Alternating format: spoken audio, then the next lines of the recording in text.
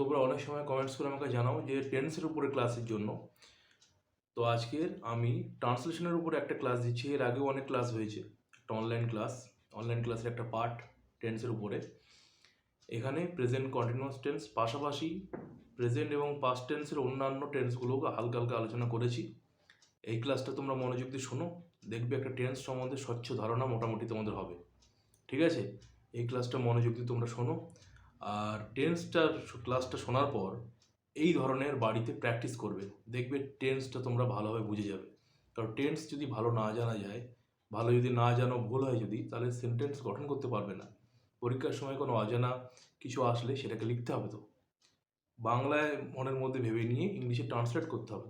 তো সেটার জন্য টেন্স জানা খুব দরকার। আর টেন্স জানলে কী হবে, সেন্টেন্সের গঠনটা মানে গ্রামার পোর্শনটা ঠিকঠাক হবে। টেন্সটা প্রত্যেকে ভালো জানতে হবে যদি ভালো ইংলিশ জানতে চাও, তো শিখতে চাও। তো আর ইংলিশও ভালো শিখতেই হবে, তার জন্য আমাদের টেন্সও ভালো জানতে হবে। সুতরাং এই ক্লাসটা ভালো করে মনোযোগী তোমরা শোনো, আশা করছি তোমরা টেন্সটা বুঝে যাবে। আর ক্লাসটা কেমন লাগলো বুঝলে কিনা অবশ্যই কিন্তু ক্লাসের পর কমেন্টস করে প্রত্যেকে জানাবে। আর নতুন হলে সাবস্ক্রাইব করে নিও পরের ক্লাসের লিঙ্ক পাওয়ার জন্য। আমি এখন অনলাইন, কেউ লিখবে না, আনসার বলবে না, লিখবে না কেউ, আমি না বোঝানো পর্যন্ত। অনলাইন ক্লাস করছি।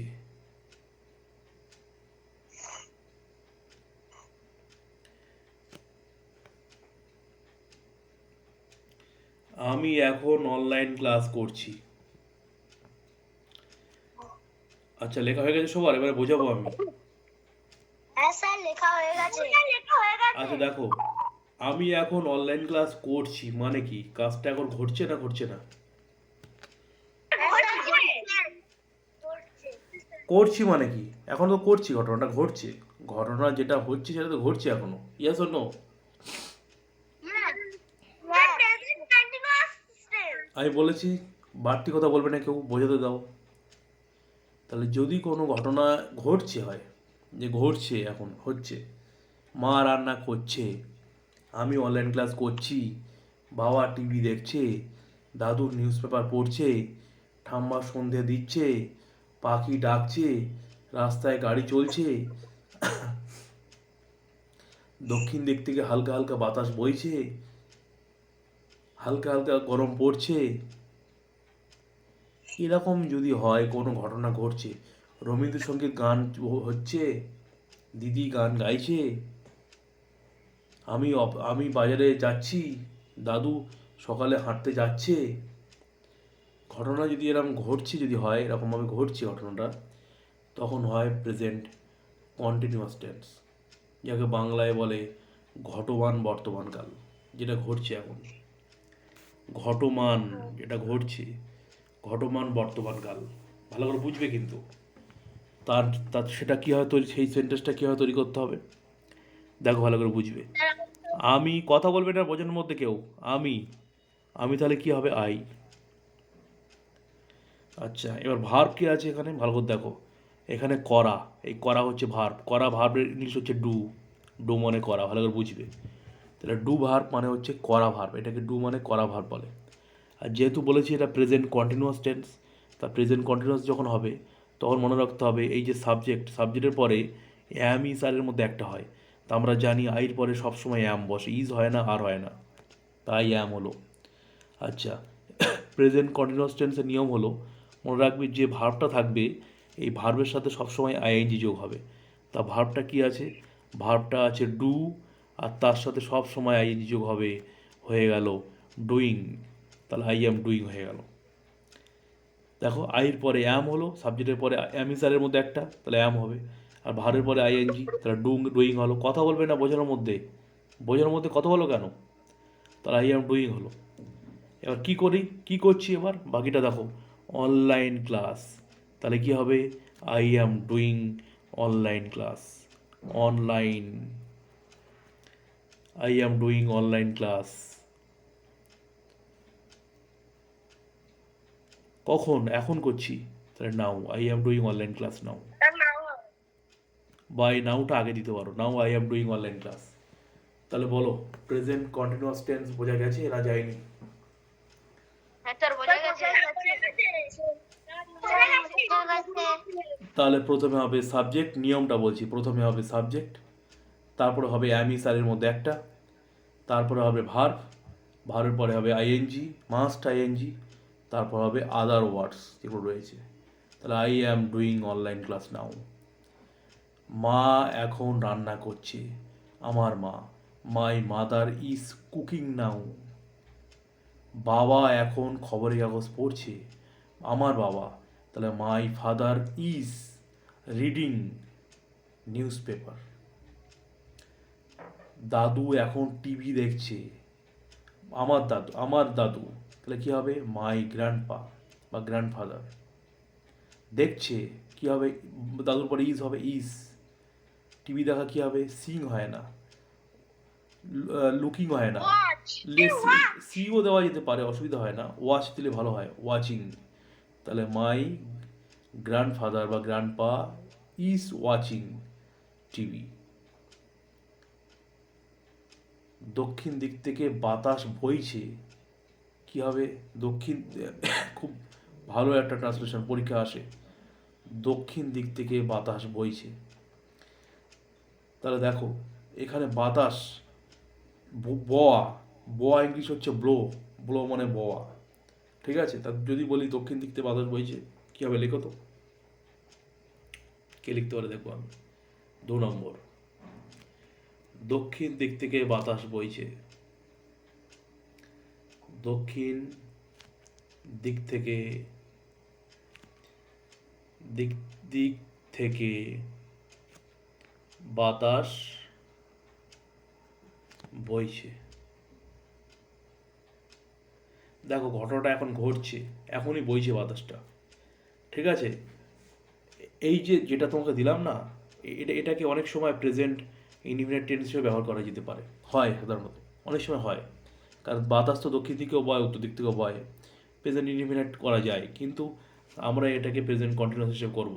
দক্ষিণ দিকে বাতাস বইছে, এখন দক্ষিণ দিক থেকে বইছে, নাও বইতে পারে অন্য সময়, অন্য কালে তো উত্তর দিক থেকে বয়, তাহলে এটাকে আমি প্রেজেন্ট কন্টিনিউয়াস হিসেবে যদি কেউ করে তাও হবে। তাহলে দক্ষিণ দিক থেকে বাতাস বইছে, তাহলে কী হবে দেখো, এখানে দাঁড়াও, এখানে সাবজেক্টটাকে বাতাস, বাতাস ইংরেজি কী হবে, হ্যাঁ, ভার্বটা কি, বোয়া, বোয়া। দেখো বাতাসের পরে কি হয়, ইস, অ্যাম না আর, বাতাসকে গোনা যায়, কাউন্টেবল না নন কাউন্টেবল, না স্যার আনকাউন্টেবল। হ্যাঁ, তা আনকাউন্টেবল, যদি আনকাউন্টেবল তাহলে এখানে কি হওয়া উচিত, আর হবে না ইস হবে না অ্যাম হবে, হ্যাঁ, রাইট। আর মানে কি গোনা যায় নাকি, কটা 3-4টা বাজে, 5টা-6টা বাতাস নাকি, তো ওয়াইন্ড ইজ। এবার দেখো বোয়া ইংলিশ কি ব্লো, আর ব্লোর সাথে এন যোগ হবে না, হবে না, ব্লোয়িং, ব্লোয়িং হবে। হ্যাঁ। কোথা দেখতে বলছি, দক্ষিণ দিক থেকে, from south, from the south, দক্ষিণ দিক থেকে, ফ্রম সাউথ লিখলেই হবে। বলো বোঝা গেছে কি বোঝা যায়নি?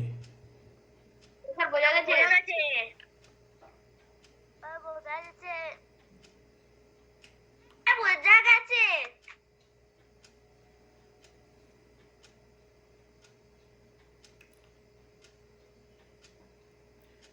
আমি এখন ঘুমোচ্ছি, ঘটনাটা ঘটছে না, ঘটছে না, স্যার ঘটেছে।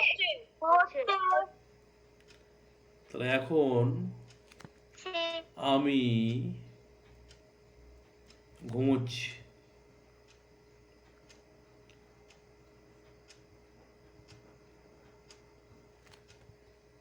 দেখো এখন ইংলিশ কি নাও, আমি ইংলিশ কি আই, ঘুমোচ্ছি ঘটনাটা ঘটছে, তাহলে আইয়ের পরে অ্যাম হয়, ভাব ঘুমানো ইংরেজি কি স্লিপ, আর তার সাথে আইএনজি, তাহলে I am sleeping, now I am sleeping না, বা I am sleep, now I am sleeping, or I am sleeping now, now I am sleeping or I am sleeping now. বোঝা গেছে না বোঝা যায়নি? স্যার বোঝা গেছে। বোঝা গেছে।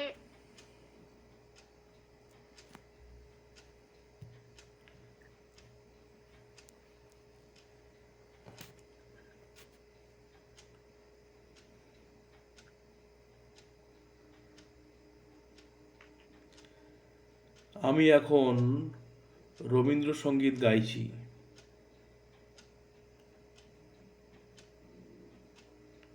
এখন আমি এখন একই ব্যাপার।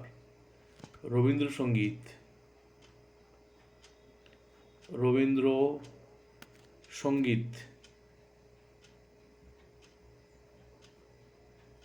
গাইছি। দেখো ঘটনাটা ঘটছে কি ঘটছে না? ঘটছে।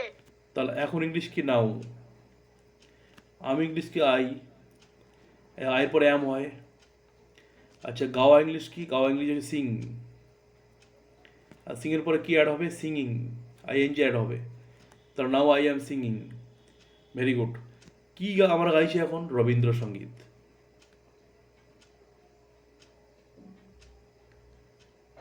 Rabindrasangeet. Sir I am singing Rabindrasangeet now. হ্যাঁ বললাম তো, নাউটাকে আগে বলে দেওয়া যেতে পারে। তো now I am singing Rabindrasangeet or I am singing Rabindrasangeet now. বলো বোঝা গেছে কি যায়নি? বোঝা গেছে। বোঝা বোঝা যাচ্ছে? যাচ্ছে, স্যার। টেন্স ভালো করে জানতেই হবে। যদি টেন্স ভালো করে না জানো, ভালো ইংলিশ শিখতে পারবে না, লিখতে পারবে না, বলতে পারবে না, ট্রান্সলেশন করতে পারবে না, অজানা ইংলিশে শর্ট নোট প্যারাগ্রাফ লিখতে পারবে না। টেন্স না জানলে, গ্রামার না জানলে ইংলিশে কীভাবে লিখবে? একটা অজানা আননোন যদি কোনো কিছু আছে শর্ট নোট, হঠাৎ করে বাংলায় মনে মনে ভাবতে পারছো, ইংলিশ লিখতে পারছো না টেন্স জানা জানলে।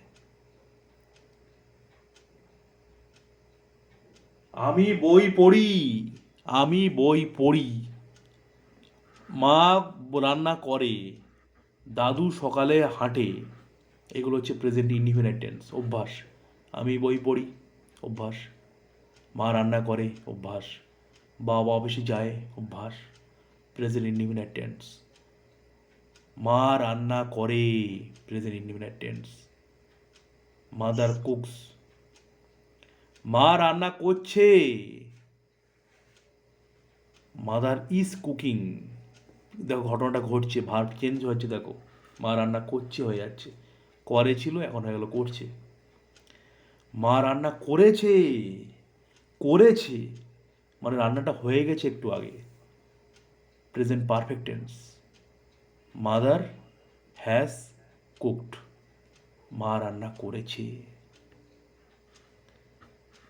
মা রান্না করেছিল, মাদার কুকড। মা রান্না করিতেছিল, পাস্ট টেন্স, আগে অনেকক্ষণ ধরে ঘটেছে পাস্টে। Mother was cooking, past continuous tense.